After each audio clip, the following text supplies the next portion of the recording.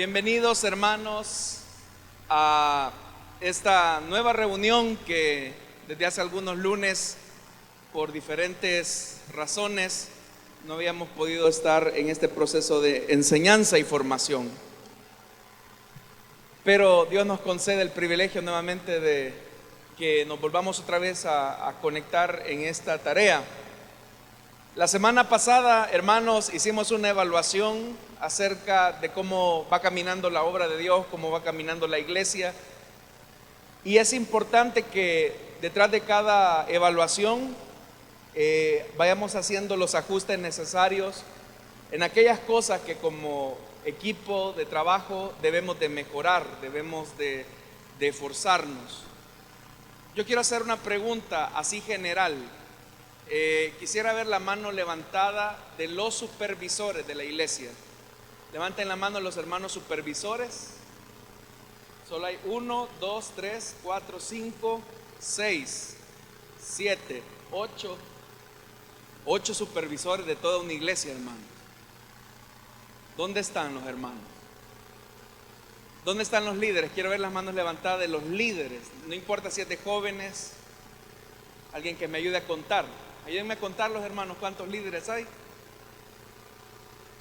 Alguien que me ayude, un estimado más o menos. ¿Cuántos hay? Son bien pocos. Gracias, hermanos.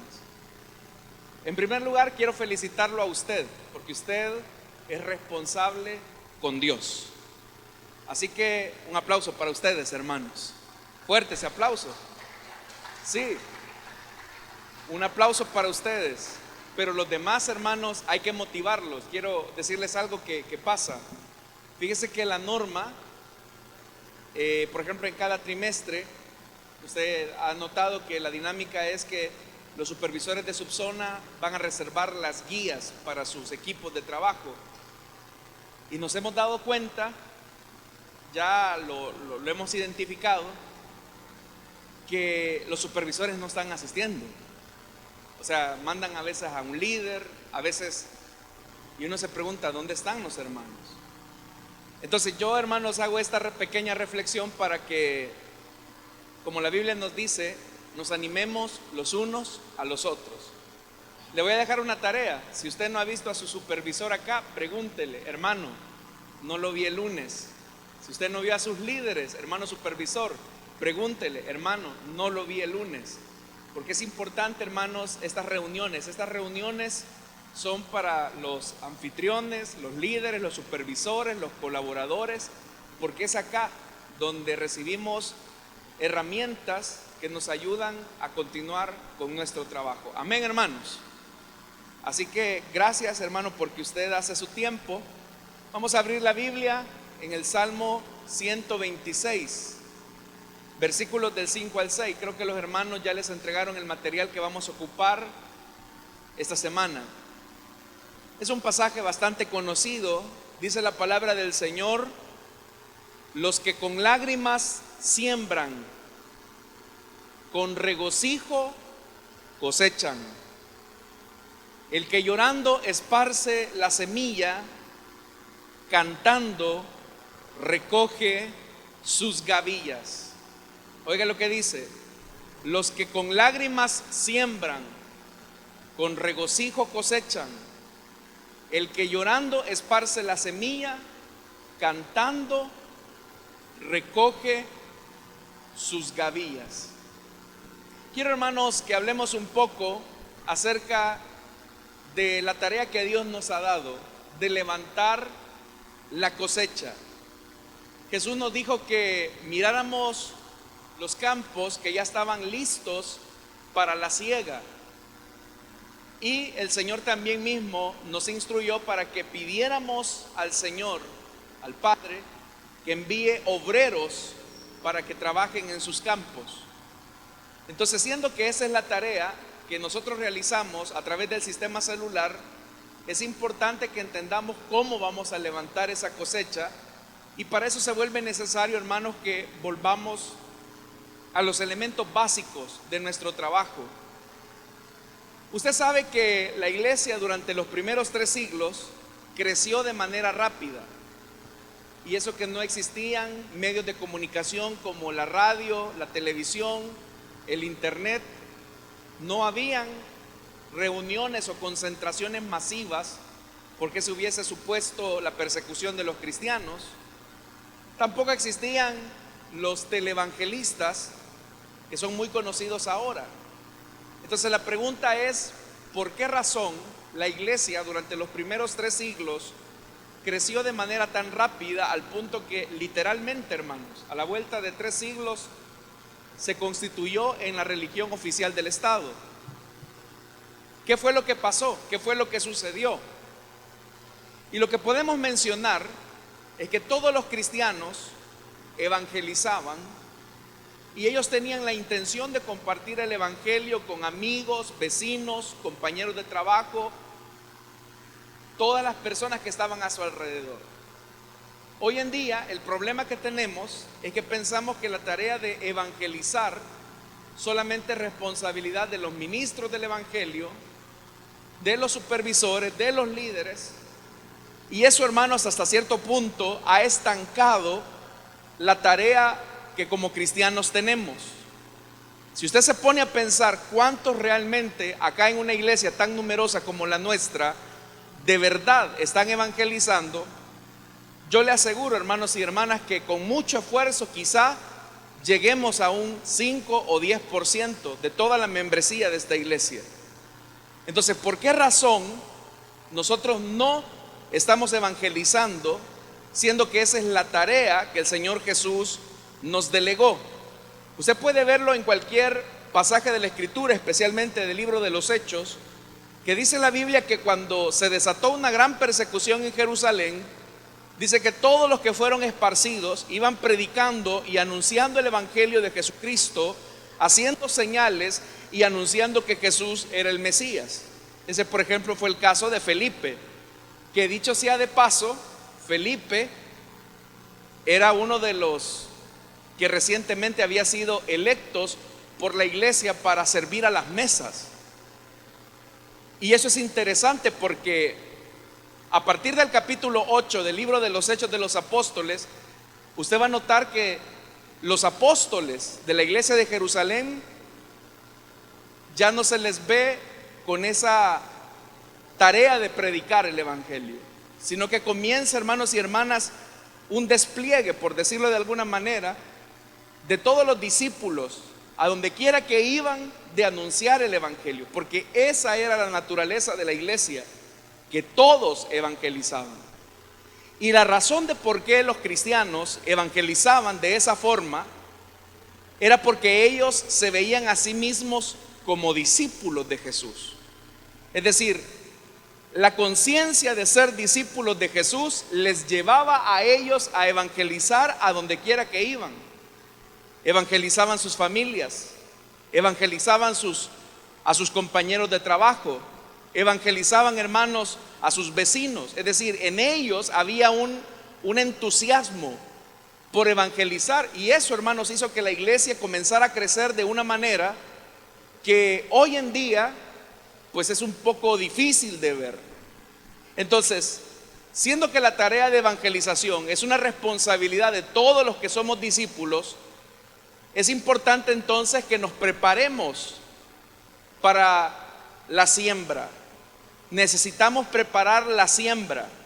Lo que vamos a levantar después, la cosecha que Dios nos va a conceder, necesitamos comenzar a planificarla.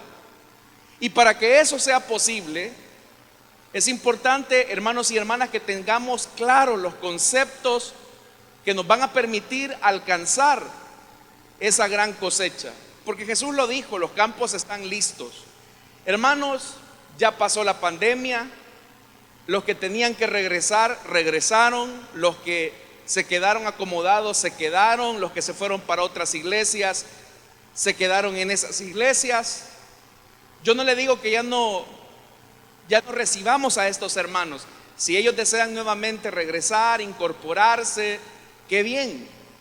Pero nuestro enfoque ya no debe de ser por ir a buscar, hermanos, a aquellos que ya están en otras congregaciones, aquellos que a lo mejor, hermanos y hermanas, decidieron quedarse en una iglesita por ahí cerca de su casa. ya no nos enfoquemos en ellos. Tenemos que enfocarnos en los perdidos, en aquellos que no conocen de Jesús, aquellos hermanos y hermanas que todavía no han oído del Evangelio, mucho menos, hermanos. Tenemos que preocuparnos de invitar a hermanos de otras iglesias para que vengan a nuestras reuniones de célula. Ahí dejémoslos. Si ellos quieren llegar, hermanos, por su propia cuenta, déjenlos, bienvenidos. Pero nuestro interés y nuestro énfasis no debe de ser ya tratar la manera de convencer a alguien para que regrese, o mucho menos decirle a una persona que pertenece a otra iglesia: mire, aquí es la célula, somos de la iglesia Elim, así que véngase con nosotros. No, hermanos, nuestro énfasis debe de ser por alcanzar a los perdidos, porque a eso nos comisionó el Señor. Esa es la pasión y el ADN de nuestra iglesia. Pero para que nosotros, hermanos, entonces preparemos la siembra, tenemos que comenzarlo a hacer bien, como lo acabo de mencionar, para que se cumpla en nosotros lo que el mismo salmista acaba de decir, que si bien es cierto hay que hacer un esfuerzo, hay que esperar, hay que ser paciente, pero después vendremos, hermanos, con regocijo, con la cosecha que Dios nos vaya a dar. Entonces, lo primero que tenemos que hacer, ¿qué tenemos que hacer, hermano, entonces, para preparar la siembra? Lo primero, hermanos y hermanas, es que como líderes y supervisores necesitamos crear una cultura de oración y de intercesión por los perdidos. Necesitamos crear una cultura de oración y de intercesión por los perdidos. Y aquí es donde entra un papel importante su posición como supervisor o como líder, porque debemos de instruir y debemos de preparar a los miembros de la célula para integrarse a esta cultura de oración. La oración, hermanos y hermanas, no debe de ser algo ocasional, no debe de ser algo que hacemos allá cuando nos acordamos o cuando hay una actividad especial, sino que la oración debe de ser permanente, porque nosotros no podemos mover los corazones, nosotros no podemos producir el nuevo nacimiento en las personas. Uno quisiera, hermanos, agarrar a la persona de la camisa y meterle la Biblia en la cabeza, pero eso no se puede. Es algo que solamente el Señor puede hacer. Entonces necesitamos crear una cultura de oración, una cultura de intercesión. Y ahí, hermanos y hermanas, volvemos a un principio muy sencillo y fundamental. Y es que cada líder debe de establecer lo que vamos a llamar a partir de ahora lista de salvación. Tenemos que establecer una lista de salvación. ¿Y qué es esa lista? Es un listado, hermanos, que usted va a levantar entre todos los miembros de su célula con un nombre y un apellido.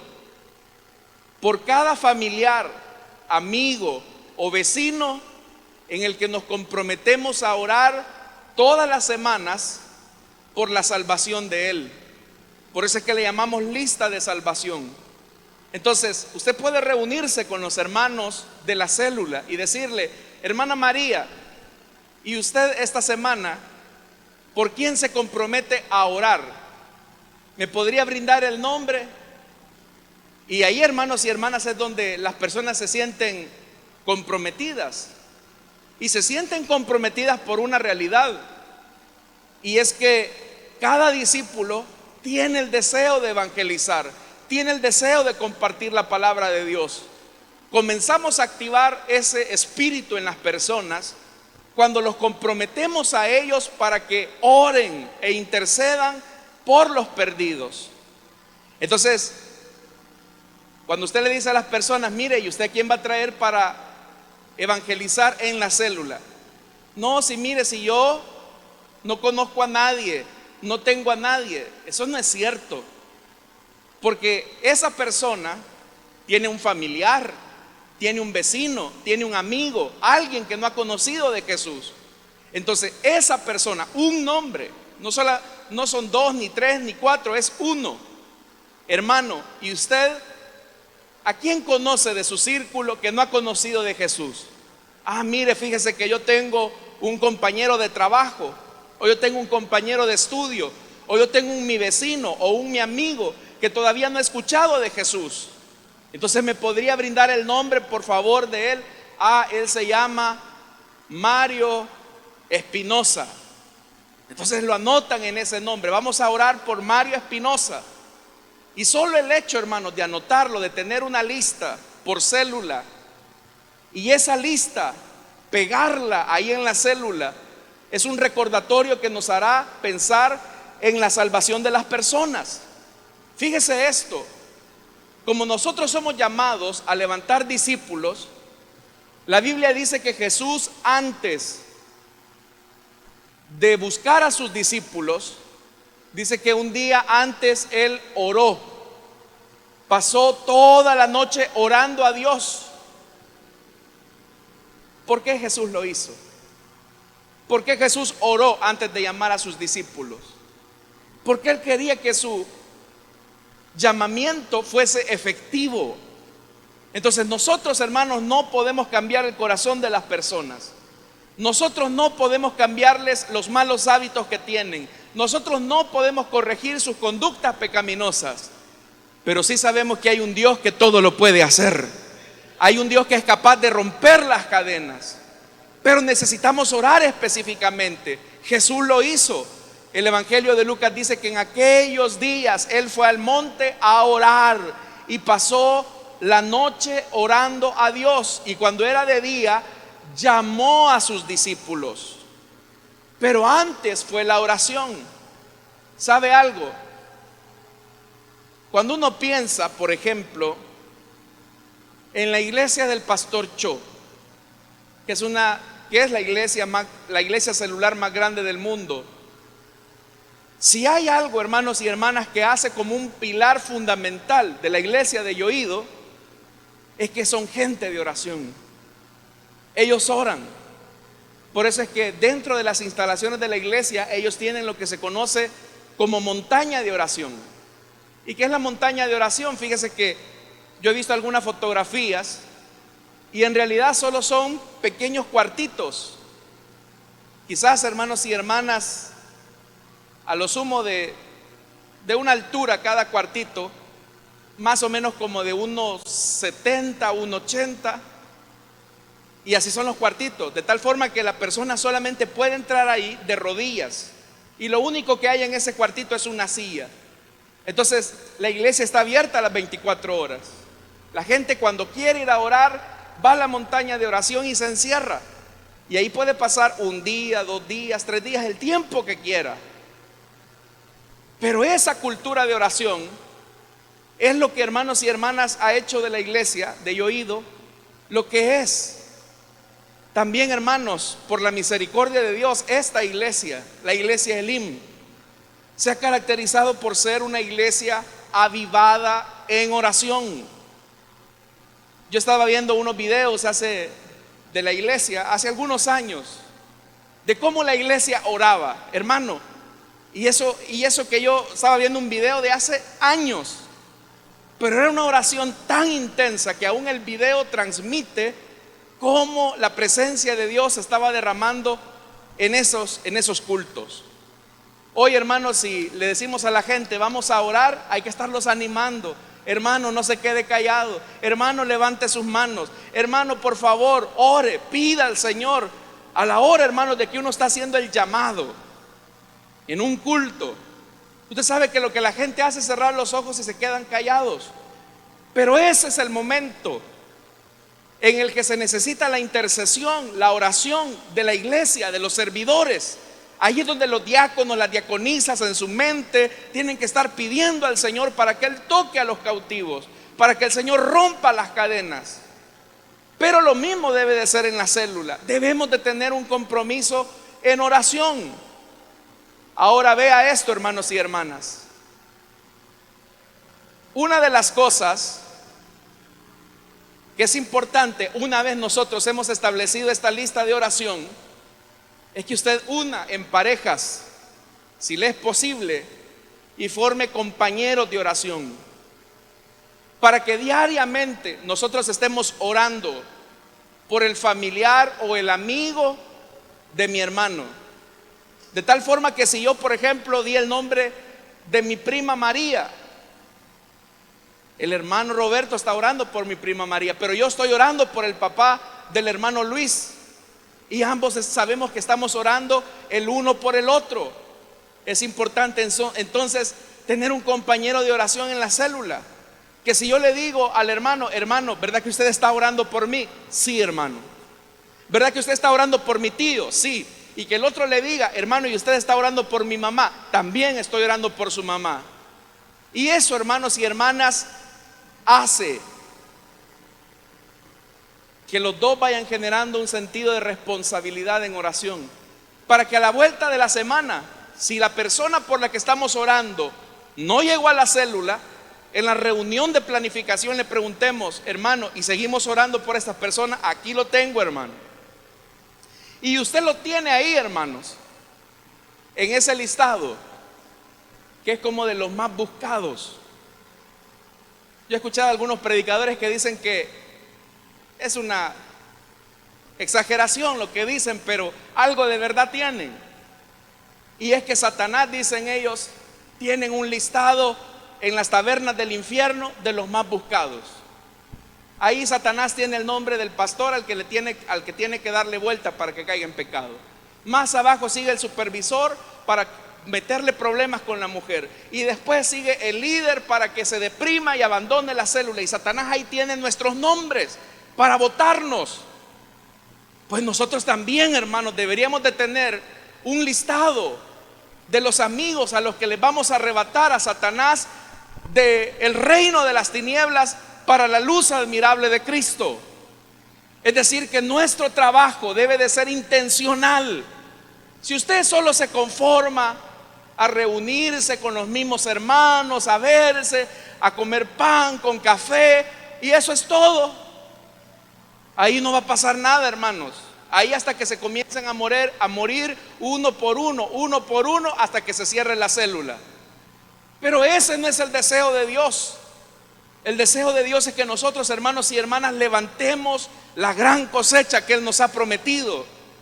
Pero para eso tenemos que doblar nuestras rodillas. Tenemos que ser padres espirituales. Usted tiene que embarazarse de los amigos. Usted tiene, hermanos y hermanas, que embarazarse y decir: Señor, yo te pido por este niño, yo te pido por este joven, por este matrimonio.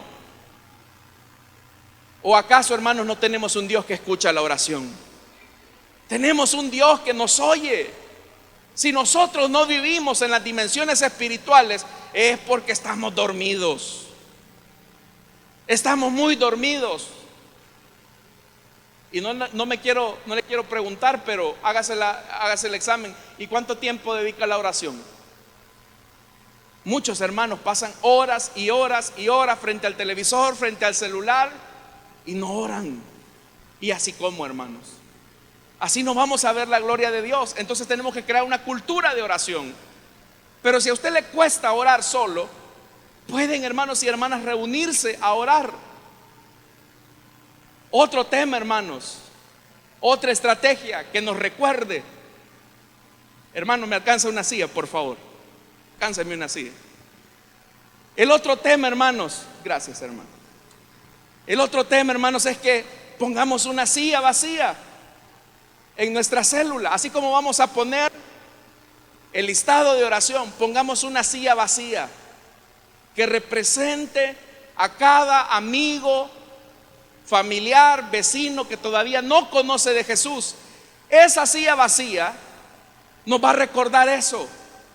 Pero también, hermanos, el jueves ustedes como célula o sector se pueden reunir a orar alrededor de la silla y comenzar a orar por esos nombres. Señor, te pido por María Fernanda. Señor, yo te pido por Luis Antonio. Señor, yo te pido por Karina, por Roberto. Y comencemos a orar. Esa oración, hermanos y hermanas, tiene un efecto poderoso.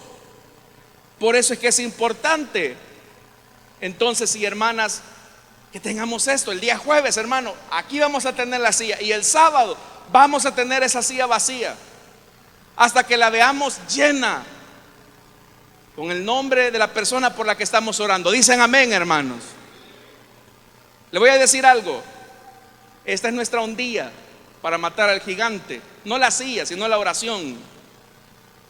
La oración y el recordatorio de que tenemos que hacer algo por los perdidos. Hermano, es lo mismo que en el culto. Cada silla vacía es un recordatorio a la iglesia de que hay un perdido allá afuera. Nosotros no tenemos que andarnos peleando, hermanos, porque véngase acá, hágase acá. No, es a los perdidos. Entonces, ¿cómo podemos orar? ¿Cuáles podrían ser las peticiones de oración? Bueno, lo primero, que Dios coloque hambre y sed de Jesucristo. Señor, por favor, yo te pido que Karina tenga una gran necesidad de Jesús y que esa necesidad la lleve a escuchar del mensaje de salvación. Otra petición puede ser: Señor, dame oportunidades para servirle, para mostrarle el amor de Dios con acciones. Seguramente, hermanos, quizás es la vecina o es el vecino y de repente usted ve que le bota muchas hojas el árbol, pero usted viene, no solamente barre el pedacito de enfrente de su casa, sino que usted va más allá y comienza a barrerle frente a la vecina. La vecina se le va a quedar viendo y le va a decir: mire, gracias, oiga, doña María Luisa, no se preocupe. ¿Y qué tal? ¿Cómo ha amanecido? Pues mire, un poco enferma, ahí con un dolor de cabeza. Mire, yo tengo unas pastillas que no recete, pero mire, yo le recomiendo un doctor que le puede caer bien. Y si no, yo la llevo. Pero es que mire, no tengo para la consulta. Mire, en la iglesia hay una clínica, el martes tienen consultas, si quiere tráigalas. Le voy a decir algo: la clínica que hemos abierto aquí en la iglesia es un gancho nada más para traer a los amigos. Es la forma, hermanos, en que también queremos llegar a los amigos. Podemos utilizar el recurso. El hecho es que usted le pida a Dios: Señor, dame una oportunidad para servirle a esta persona por la que estoy orando. Quizás usted va en el bus va bien lleno y de repente ve que viene la persona por la que está usted orando y usted le dice: Señor, que me acepte el asiento. Hey, doña Marita, aquí está el asiento, siéntese. Pero con gestos pequeños nosotros podemos servir y mostrar el amor de Dios. Entonces digámosle al Señor: Señor, ábreme la oportunidad. Otra petición puede ser: Señor, dame palabras. Yo soy muy tímido, yo soy muy penoso, yo casi no le hablo a nadie, soy muy huraño. Pero dame palabras, dame formas para invitar a las personas a la célula. Te pido, por favor, Señor, tú sabes que yo soy penoso. Y como Moisés podemos decirle: Señor, yo soy tartamudo. O Señor, yo soy muy tosco. O yo soy muy tosca. Pero tú puedes, Señor amado. El que diseñó la lengua, ¿no podrá acaso instruirme? Y el Señor le va a usar. Otra petición puede ser, hermanos, que Dios toque sus corazones, que una vez estas personas hayan llegado a la célula, ellos escuchen la palabra de Dios. Pero la oración eficaz del justo puede mucho. Así que, amada iglesia Elim, esta es una invitación para que nuevamente volvamos a nuestras rodillas, comencemos a clamar a Dios. Mire, de nada sirve que usted se pase la vida quejando de que mire, hoy las cosas ya no son como antes, mire, ya no se siente lo mismo en la reunión, mire que la gente está dura. Hermanos, si la gente dura siempre ha estado, si dureza siempre ha habido. Los duros somos nosotros que no doblamos nuestras rodillas delante del Dios que puede romper cadenas. Ese ha sido el problema. Entonces tenemos que preparar la siembra. ¿Pero cómo? En oración. Segundo, hermanos, una vez estemos orando por esas personas, seamos amigos de ellos. Tenemos que ser amigos de pecadores. Usted sabe que cuando los fariseos veían la relación de Jesús con los recaudadores de impuestos, con las prostitutas, ellos dijeron: ve, Jesús es un glotón, es un borracho. Pero dentro de todo lo que dijeron una verdad: Él es amigo de pecadores. Y es cierto, Jesús mismo dijo: yo no he venido por el sano, he venido por el enfermo. No he venido por el que cree que no tiene nada, he venido por el perdido. Por ellos ha venido Jesús. Entonces Jesús se hizo amigo de pecadores. Pero ¿cuál es nuestro problema? Que una vez venimos a Cristo, ya no le hablamos a nadie, ya no le hablamos a la vecina, ni siquiera le saludamos. Pasamos así de largo con la Biblia y con la gran carota para la iglesia. Y así, ¿quién le va a creer que usted es cristiano? Si usted ni un saludo responde. Y así, ¿quién le va a creer que es cristiana si toda mala encarada pasa frente a los vecinos? Nadie va a querer ir. Hermanos, por eso necesitamos ser amigos de pecadores. Los líderes efectivos instruyen a sus miembros para llevar el evangelio a su oikos. Esta palabra griega, oikos, significa casa, pero no es casa en el sentido de una estructura física, sino que casa eran todas las relaciones naturales que los cristianos tenían en el siglo I. Familia, amigos, incluso podían ser compañeros del mismo trabajo. Ellos podían ser parte de su oikos. Las familias del siglo I eran familias extendidas. En una misma casa vivía el papá, la mamá, la suegra, el abuelo, el tío. Eran toda la familia, todo el familión ahí. Pero ¿qué pasaba, hermanos y hermanas? Si se convertía uno en esa casa, ese uno, como tenía pasión por evangelizar, comenzaba a predicarle a su esposa, a sus hijos, a sus nietos, a sus sobrinos, a sus primos, a sus tíos, a sus esclavos, de tal manera que el evangelio fue creciendo rápidamente. Pero ¿qué es lo que nosotros, hermanos, tristemente hemos hecho? Venimos al evangelio y lo primero que le decimos a la gente es: mire, tiene que cortar con todas esas relaciones. Y es verdad que tiene que cortar las relaciones en el sentido de las prácticas pecaminosas que antes hacía. Pero usted debe aprovechar la cercanía. Usted debe de aprovechar la cercanía. ¿Para qué? Para que, aprovechando la cercanía, usted pueda evangelizar. Una vez hemos colocado ese nombre en la lista de oración. Una vez, hermanos y hermanas, nos aprovechamos, por decirlo de alguna forma, de la relación o de la cercanía que tenemos con esas personas. Tenemos que comenzar a servir y a bendecir a esas personas, ser instrumentos de bendición para ellos. ¿Por qué? Porque aprovechando esos espacios, aprovechando esas relaciones, podemos presentar el mensaje del evangelio. De repente quizás alguien, hermanos, en su negocio, en su trabajo, llegan y usted los conoce, ya los conoce. Es don Luis, que llega siempre a su tienda. Ya se lo puede, ya sabe cuántos hijos tiene, con quién está casado, si está peleado, divorciado, lo que sea, usted ya lo conoce. Pero usted puede aprovechar para presentarle el mensaje del evangelio.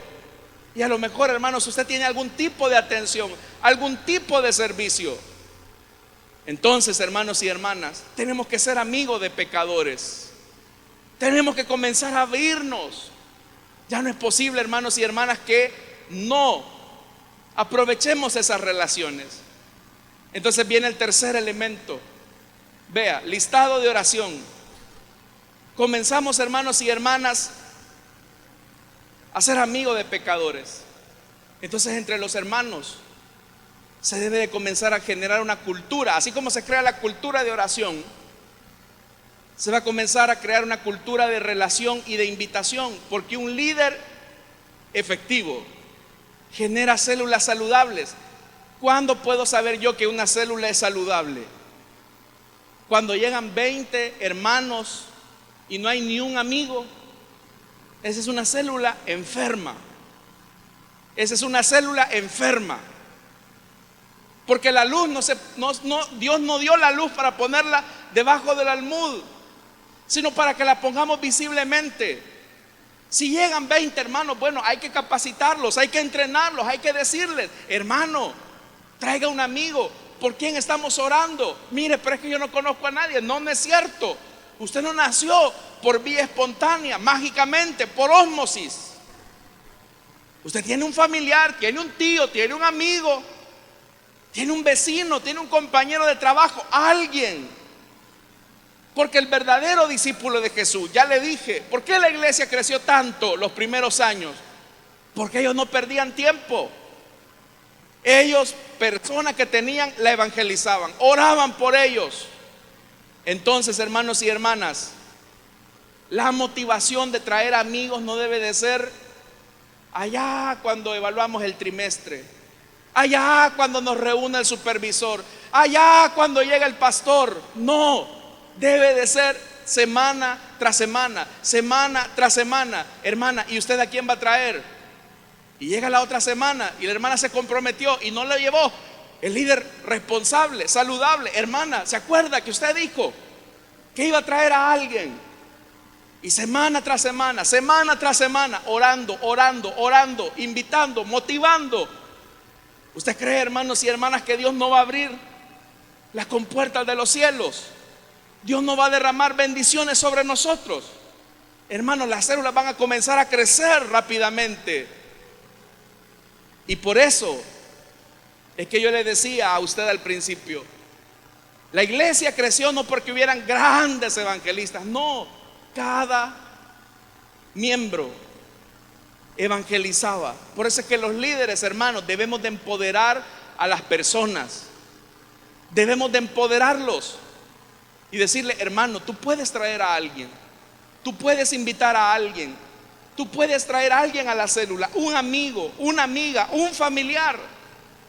Porque si usted lo hace todo, porque si usted no delega, porque si usted, hermano, espera que la gente vaya a llegar, ay, hermano, nos va a amanecer la venida de Cristo y su célula se va a terminar marchitando.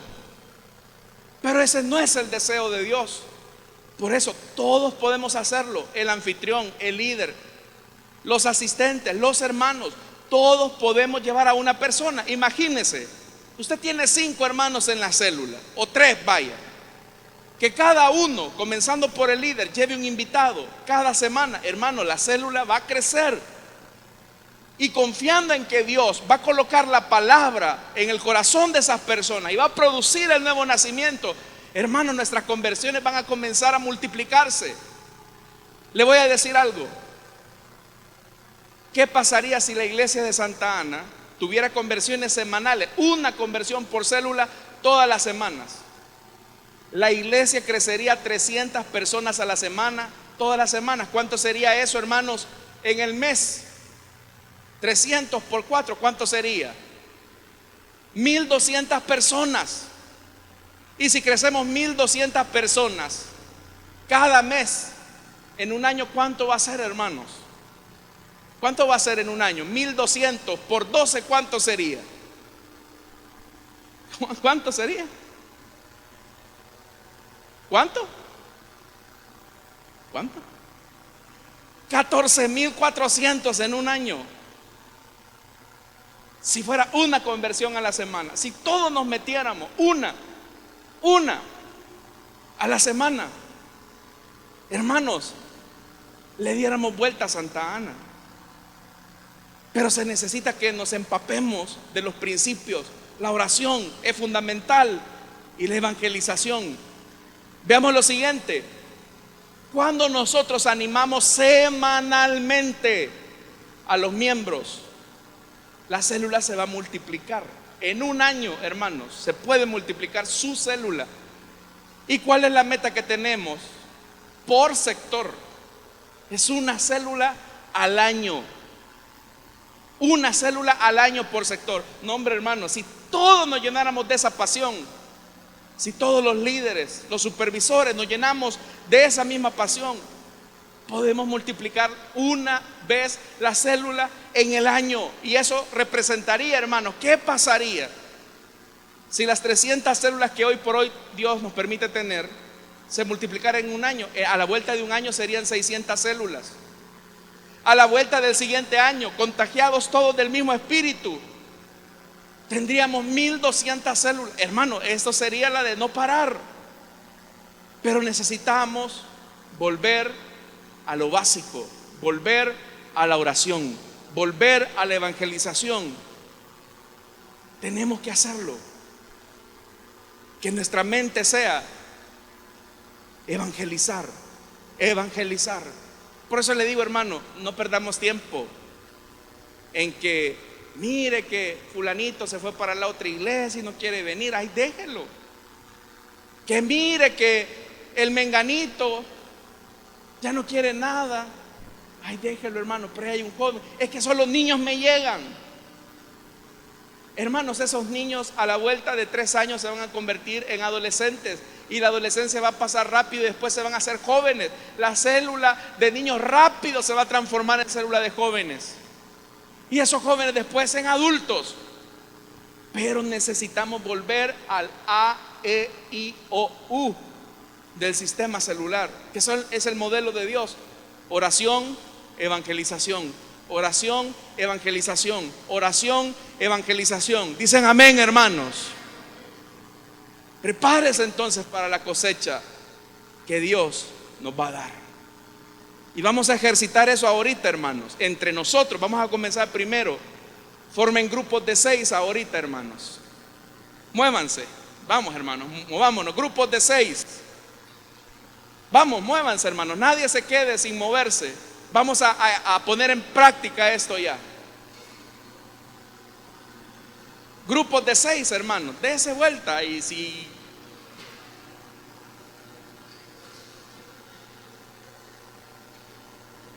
vamos, hermanos, a desoxidarnos. Vamos, muévanse, hermanos.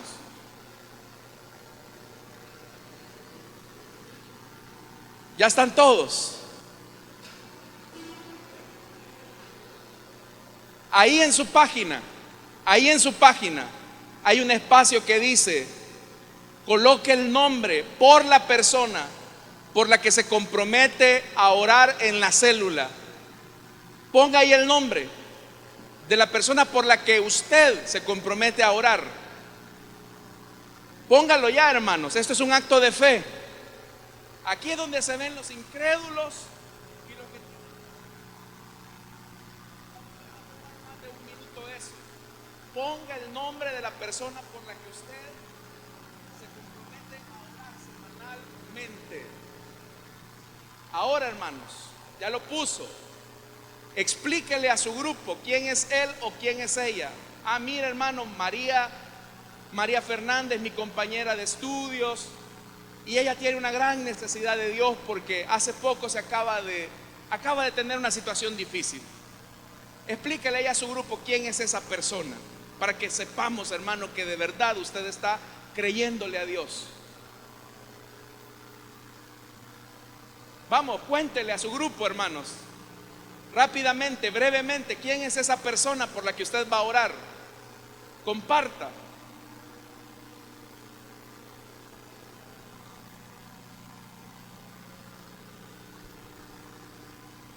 Nadie se quede sin hacerlo, hermano. Dígale: mire, yo voy a orar por Jaime, él es mi primo.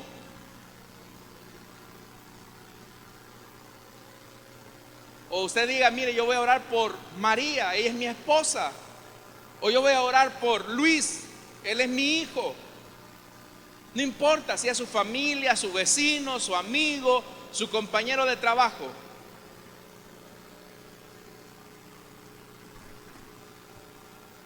¿Por quién se compromete usted a orar? Vamos, póngalo ahí, hermano, póngalo ahí. Si no le creemos al Señor, Él tampoco va a orar.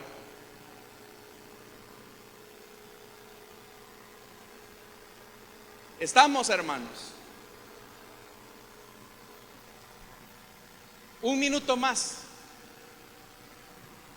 Un minuto más después de que lo hayan explicado.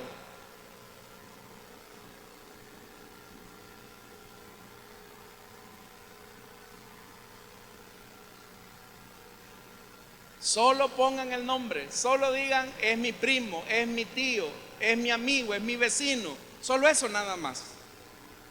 Explíquenlo allá en su grupo. Bien. Ahora vamos a hacer otra cosa más, hermanos. Vamos a ponernos en pie. Pongámonos todos de pie, siempre ahí guardando el círculo. Póngase en pie, guardando ahí su círculo. Vamos, pongámonos en pie. Ahora ponga una silla vacía en medio de su círculo que represente a esa persona. Ve esa silla vacía y ve ahí a ese familiar. Y ahora vamos a comenzar a orar por esas personas, por nombre, por apellido. Cerremos todos nuestros ojos, hermanos. Vamos a orar por esa persona. Pero ve esa silla vacía. Ve esa silla vacía. Y comencemos a orar. Padre que estás en los cielos, Señor amado, te damos las gracias porque tú nos permites ser parte de la evangelización. Para ti no hay nada imposible, Señor. Esta noche queremos orar ya por Mario, Roberto, Luisa, Karina, Carla, Fátima, Yolanda, Esteban, Fernando, Luis, Carlos, Lázaro, Pedro, Juan, Daniel, Tomás. Comience a orar por esa persona, hermano. Vea esa silla vacía en su mente y comience a orar por esa persona.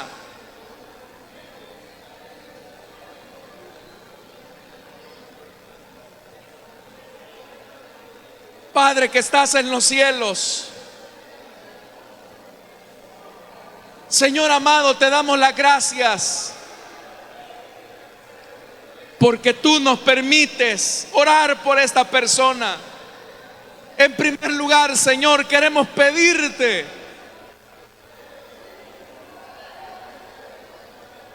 que él o ella tenga una gran necesidad de ti. Despierta en él o en ella esa necesidad de tu palabra, esa necesidad, Señor, esa necesidad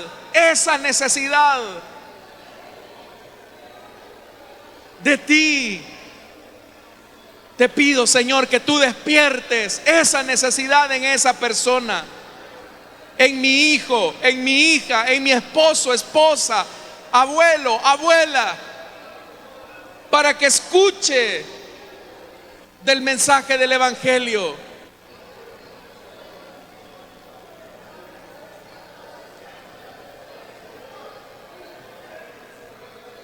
Señor, te pedimos en el nombre de Jesús que nos permitas también oportunidades para servirles. Danos oportunidades, Señor, para servirles, ya sea en nuestros trabajos, en el vecindario, en la escuela, en la universidad.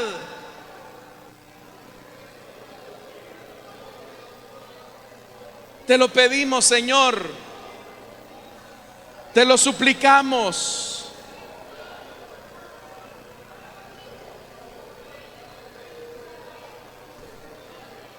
Te lo pedimos, Señor.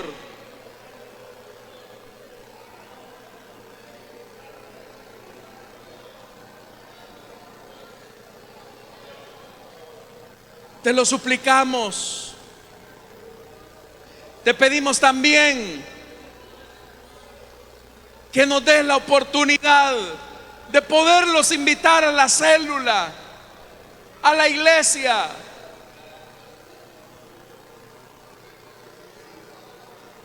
Te pedimos, Señor, danos la excusa para ir por ellos. Hoy nosotros preparamos, Señor, la tierra. Hoy nosotros preparamos la tierra, Señor,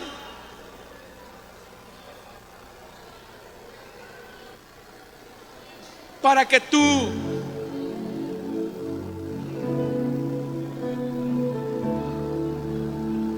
puedas derramar la lluvia de tu espíritu. Aviva, Señor, en nosotros ese deseo de ser amigo de pecadores, así como tú lo fuiste. Señor amado, que seamos buenos vecinos, buenos amigos, buenos compañeros de estudio, de trabajo. Por favor, Señor,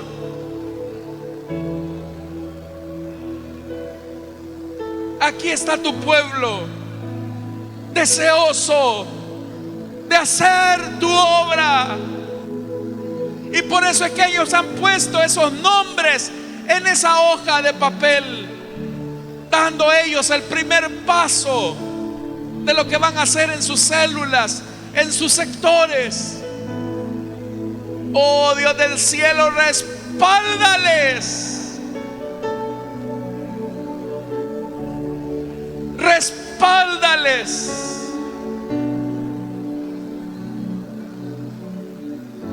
Te lo pedimos, Señor, que todos puedan poner la mirada en Jesús. Sabemos que tú nos has preparado, Señor, para algo grande. Pero no queremos perder el tiempo conformándonos a lo mismo. Por favor, Señor, dale a cada líder esa pasión, a cada supervisor. Ayúdanos a preparar la tierra, porque tú nos has prometido, Señor, una gran cosecha. Aquí está en nuestras manos, aquí está nuestra vida. Por eso desde ya oramos por esta persona. Oramos por esta persona que todavía no ha escuchado de Jesús. Toca su corazón, toca su corazón, porque detrás de ese problema que hay en su familia, en su trabajo, tú, Señor, nos estás dando la oportunidad perfecta para predicar tu palabra. Detrás de ese problema difícil, tú, Señor, nos estás dando la puerta grande para predicar a los perdidos. Derrama de tu espíritu. Ayúdanos entonces, para que a la vuelta de unos meses las células no den abasto, los líderes se hayan multiplicado, los supervisores, las zonas, los pastores, y que así, Señor, en Occidente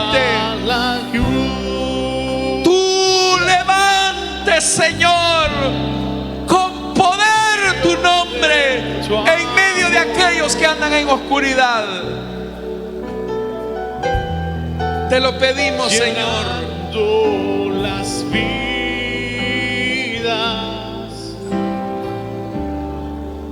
de tu pueblo, Señor. Digámosle al Señor: y manda la lluvia, el rocío de tu amor.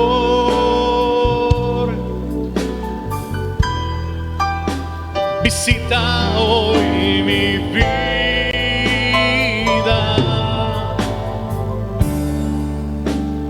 cámbiame, Señor.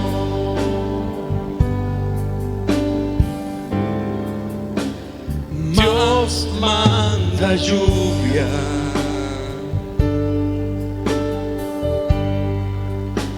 derrama de tu espíritu.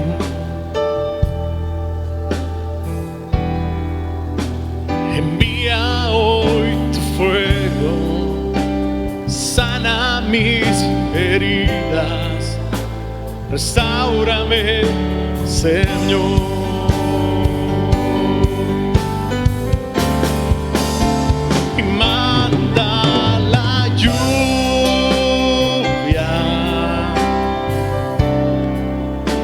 rocío de tu amor,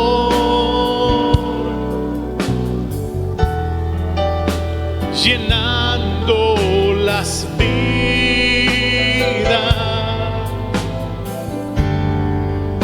de tu pueblo hoy, Señor.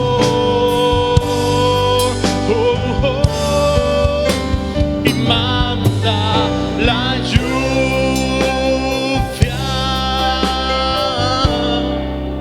el rocío de tu amor.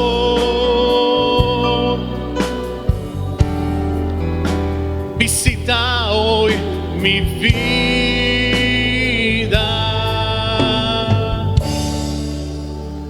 cámbiame, Señor. Gracias, Señor. Gracias, Señor.